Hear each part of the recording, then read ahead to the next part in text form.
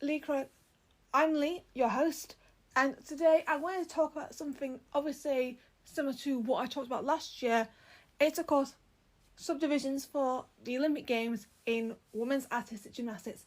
Last year I did teams and individuals, but I'm just going to focus on teams because those are the only ones who have been given subdivisions. There are mixed groups who have been given subdivisions as well, so there's 8 of them.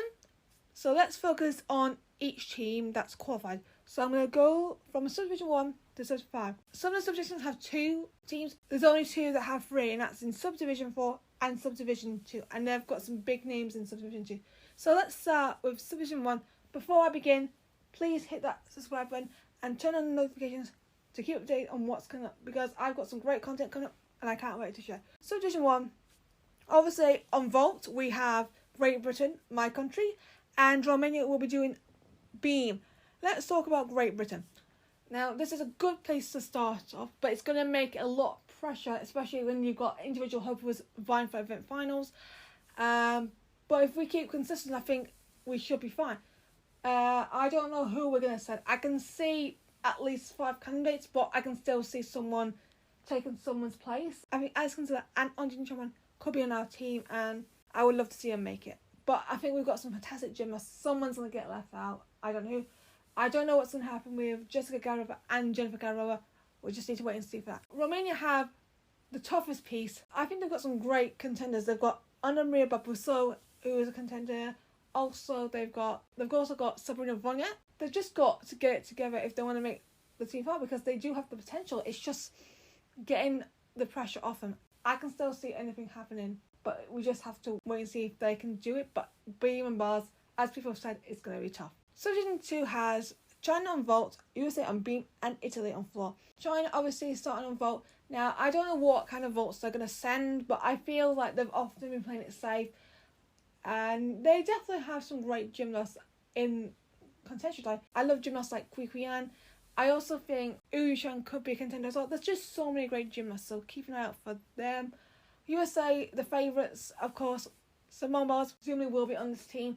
And then you've got contenders like Gabby Douglas and Sunisa Lee, Charlize Jones, and then there's more. I think this is a great piece. Even though it's the trickiest, I think it's still impressive, especially when they've got a world champion, and of course Simone's hoping to take, if she said, is hoping to finally take that gold. It's going to be interesting to see what happens, but they are fantastic. Italy on floor, they've definitely got a bit of a situation because on injuries and stuff, I don't know what's going to happen, but whoever they send, I think Italy have got some fantastic gymnasts. Contenders are the Tomatillo twins, Manila Esposito. I don't know, but they definitely got some fantastic gymnasts. Subdivision 3, Japan on bars, Netherlands on floor. Japan have contenders like Shoko Miyati, Haruka Nakamura. Haruka took gold at the Junior World Championships last year with the team and in the all-round, and a bronze medal on floor. She also debuted the Nakamura as well. Mana Okamura is also a contender after her success at Cairo. She did really well, got a floor gold. I would love to see her make that team. I think they're just going to keep the nurse and they'll make team final. Netherlands on floor. Now, Netherlands is always been hit or miss when you come to qualification, because sometimes they'll qualify on a good day and then sometimes they won't. So it'll be interesting what they send. I think they've got some fantastic contenders. Sana Weavers, Naomi Vista, I would have seen make. Aoife Forsottir, who had a brilliant year last year. I can see it being very interesting for Team Netherlands. 4th division, Canada on vault, France on bars, and the Republic of South Korea on beam. Canada, now, they did really well. They qualified in 2022, getting that historic bronze medal. Last year, they didn't qualify. They sent a bit of a weaker team for experience, and they finished 12. So if they want to be in contention, which they have struggled for the last few Olympics, they've often been borderline when it comes to qualification. So they're really going to have to hit everything they can. ABAC will be obviously a contender. I think there's some other gymnasts to watch out for. Ava Stewart, Cassie Lee, Clara Russell. I don't know. It's just there's so many gymnasts out there who are obviously going to be fighting for that slot. So it'll be interesting what happens. France on uneven bars. Great piece for them. They've got some fantastic bar workers. Last year they took bronze at the World Championships when they managed to put it all together for 12 for 12 competition and claiming that bronze medal at last minute. Their contenders are Marine Boyer, Melanie de Santos, Lorette Charpy, and they've also got Morgan Essex-Rhyme in contention. There's so many gymnasts, and I'm interested to see what happens because they've got some fantastic juniors in the senior ranks, so I will be interested to see what they do. On being Republic of South Korea, I'm so happy for them because I didn't see them qualify, so it's nice to have that surprise.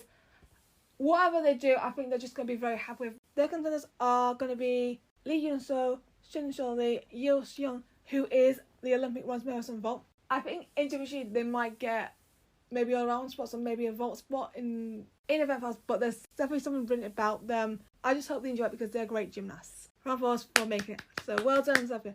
I'm so excited to see what they're going to do. The first division has Brazil on vault and Australia on vault. Brazil, of course, is the silver medalist last year in the team event. They've got Flavia Saraiva, Jade Barbosa, Rebecca Andrade.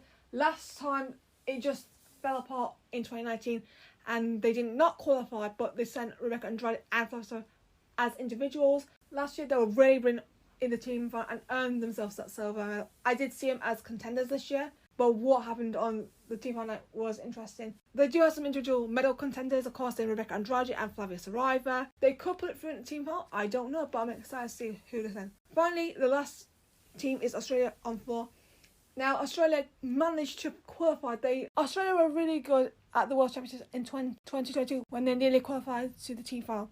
2019, they got together and they qualified to the Olympics. Their contenders will be Georgia Godwin, of course, Rihanna Scott, Emily Whitehead. Their performance at the Commonwealth back in 2022 was brilliant. I feel it's going to be great to see Australia send the team. The only way I see them making the team final is like maybe with Romania and Netherlands if it's a good day, because I think there's some. That is it for the subdivisions for teams at this year's Olympics. What do you think about the subdivisions? You can comment down below or at least write it on social media. I love to see what you have to say and let's make it into a discussion. So please get involved. Thank you for listening and I'll see you for more Road to Paris.